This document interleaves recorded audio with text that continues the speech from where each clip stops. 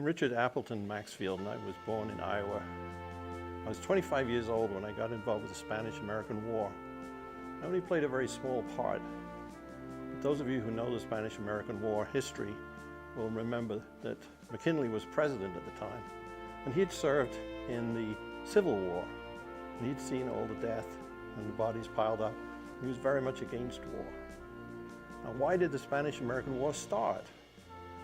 Because Spain was a capitalist and had a colony, and they were persecuting, in a sense, the Cubans particularly. The American feeling got very, very bad towards 1898. When the feeling was strong, McKinley was against war. What happened? February the 15th, 1898, battleship Maine in Havana Harbor blew up. To this day, we still don't know why, but it catalyzed everything. The war started because Spain declared war on April the 25th. And I hesitate because, wait a minute, it was the 23rd. I'm going to start over again.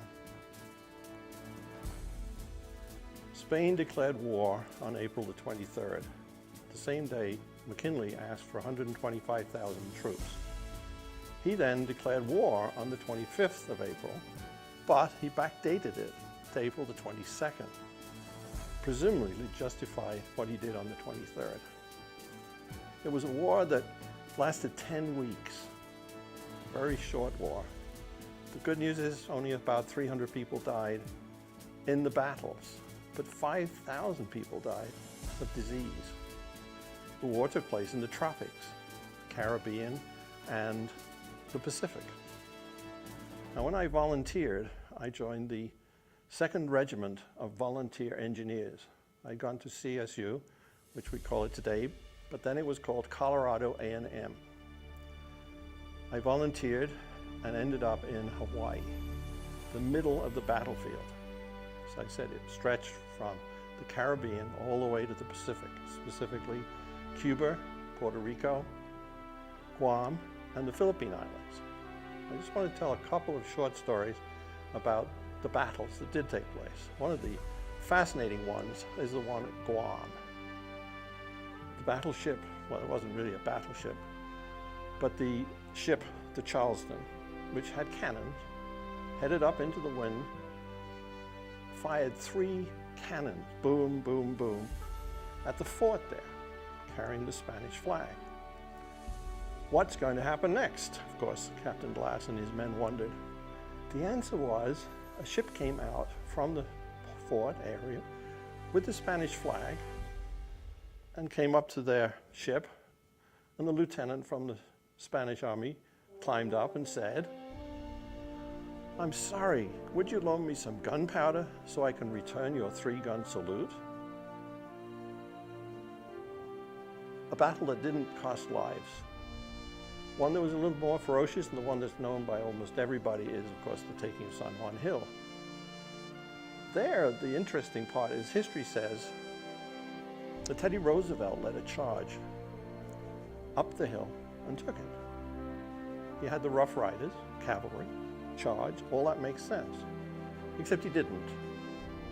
Brigadier General Kent was in charge, and he said, "Well, you go over on the left flank and you take Kettle Hill." And so he went over there to take the hill with his cavalry, and because the hill was steep, they had to dismount. So it wasn't a charge up Kettle Hill.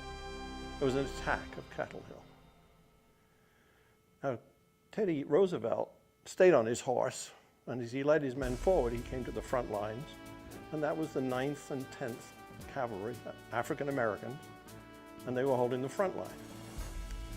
They say, Teddy Kennedy rode up and said, "Join me or make room." And all of them went and attacked the hill. They get to the top of Kettle Hill, taking it, look back, and realize that Kent is still messing around, so to speak, at the bottom of San Juan Hill. Now, the 2 hills are separated by a saddle and a lake in the middle, so they went down past the lake, and they attacked, that is, the Rough Riders. and the other 2 cavalry units, and they took San Juan Hill. And so the end of the story is that the beginning of the story sounds correct. Teddy Roosevelt did lead a charge. He was on his horse. Everybody else was on foot. He did go up San Juan Hill second, and he was there first, meaning he beat the Brigadier General. And that's the fun story, at least I think it's a fun story, of the taking of San Juan Hill.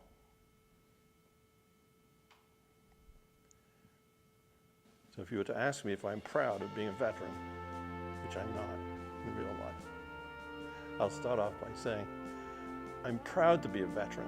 I'm a veteran of the Spanish-American War. And when we were in the Memorial Day parades in the 20s, it was absolutely incredible. The excitement, the applause, the cheering was something that I'll always remember. Well, if you think about it, at that time there was the Civil War veterans. There weren't many of them left, and they were getting a little older. Spanish-American War, we were middle-aged, I guess you could call us, and not that many of us because there weren't that many involved. But the big majority were from the Great War, which we now call the First World War. Why would one feel proud, you ask? Well, because there we were together, and when we were together marching, we really felt appreciated. What we had done was something which we wanted to do, but other people were thankful that we did it. And the Spanish-American War did represent the beginning of the end of colonialism. It's fun to just remember that when the war was over, the Americans had possession of Guam, Philippine Islands, and Puerto Rico. And in a sense, you could argue that they fought the war to free the world from colonialism and became a little bit colonialist in their own way. Anyway, it's rolling. Well, I know I've gone a long time. Do you have a couple of questions? Yeah.